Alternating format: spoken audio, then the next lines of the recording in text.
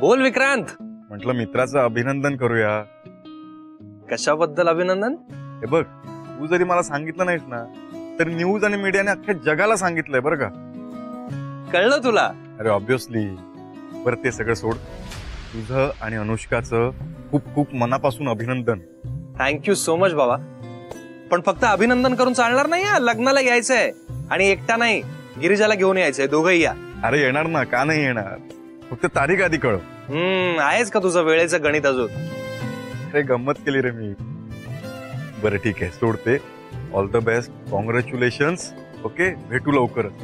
Thank you so much. भेटूया. Bye.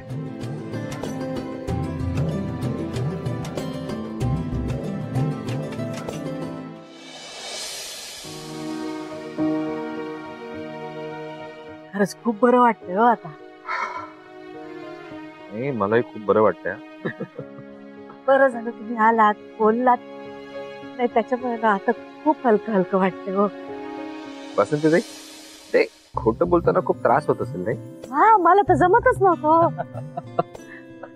कितीतरी वेळा असं वाटत होतं आता सगळं सांगून टाकते की काय मी. नाही पण बरं झालं तुम्ही मध्येच बोलला नाहीत. खरं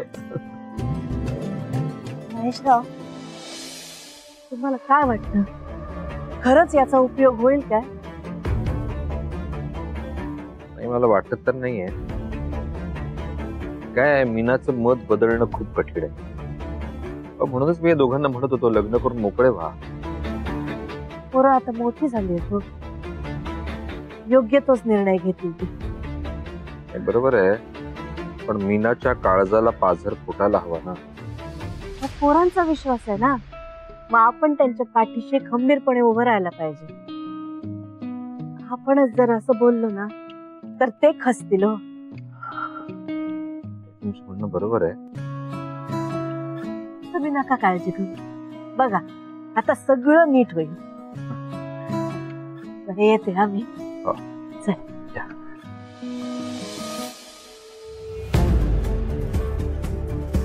सगळे म्हणतायत खरं, पण मीनाच्या मनात काय आहे हे मला चांगलं माहिती आहे. तिला गिरिजा डोळ्यासमोर सुद्धा नको असते. ती अजूनही त्या दोघांना वेगळं करण्यासाठी काहीही करू शकते. नाही नाही, असं होऊन चालणार नाही.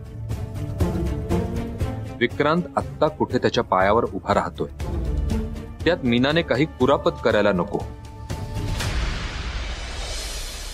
मी सुचित्रा मयेकर, आता ना तुम्ही जरा प्रॅक्टिकल वर कॉन्सन्ट्रेट करा. थिअरी खूप झाली.